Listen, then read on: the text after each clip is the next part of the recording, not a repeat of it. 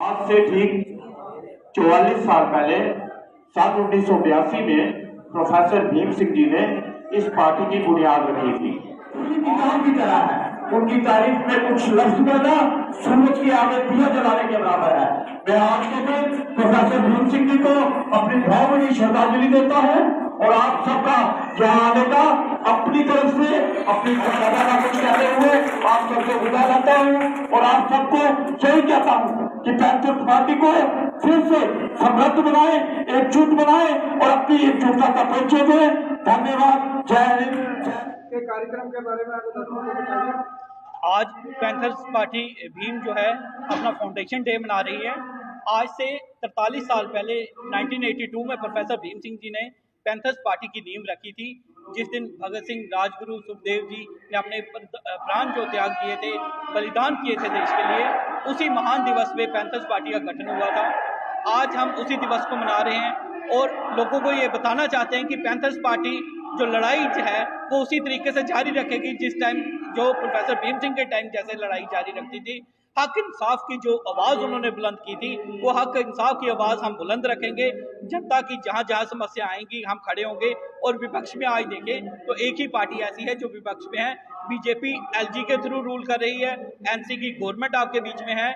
आज बिजली जो मुफ्त की घोषणा की गई थी, सभी को की गई थी, लेकिन 200 यूनिट सिर्फ एएवाई को दिए गए। महिलाओं की जो पेंशन है वो नहीं बढ़ाई गई। जो हमारे स्पेशली एबल्ड दिव्यांग लोग हैं उनकी पेंशन नहीं बढ़ाई गई। और जितनी भी समस्याएं हैं अभी तक हमारी यूटी को एडवोकेट जनरल तक हमारे उमर अब्दुल्ला साहब नहीं दे सके।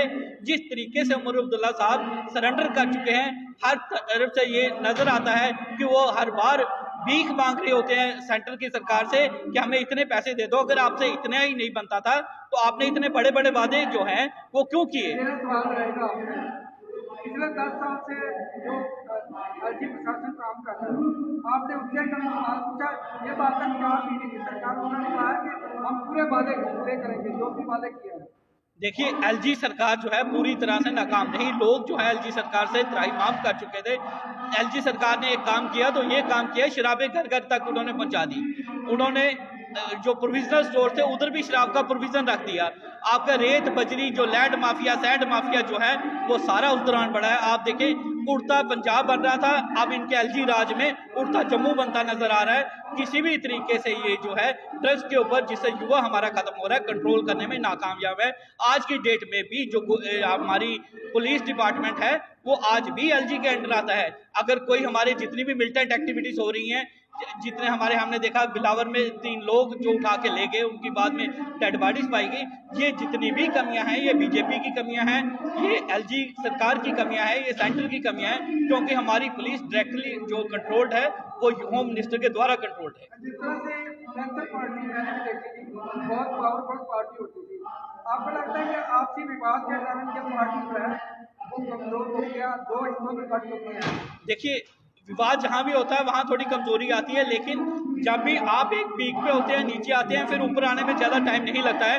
अगर एक पेड़ जिसकी जड़ें मजबूत हैं उसका तना काट भी दिया जाए, वो नए पेड़ के बराबर टाइम नहीं लेता। और जल्दी ही आप देखेंगे हम उसी मुकाम पे खड़े नजर आएंगे जिस मुकाम पे प्रोफेसर भीम सिंह जी ने इस पार्टी को पहुंचाया था। जिन्हें अपना साढ़े